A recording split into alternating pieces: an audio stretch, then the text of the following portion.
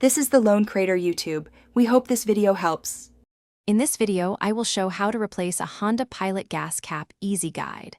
Start by parking on level ground and turning the engine off before opening the fuel door. Confirm the vehicle is cool and avoid any spark sources while working near the tank.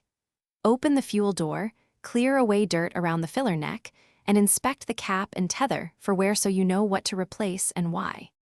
Begin by rotating the old cap counterclockwise and lifting it straight off the filler neck. If it is stiff, wiggle gently while pulling to avoid breaking the tether clip.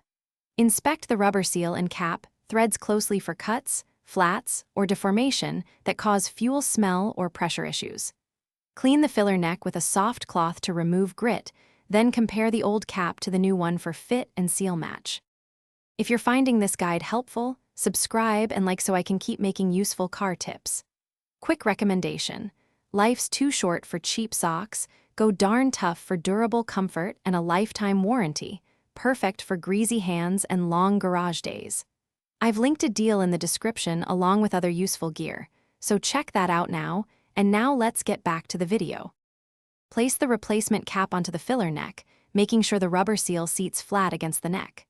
Turn the cap clockwise until it clicks or feels snug, which confirms proper engagement and pressure seal.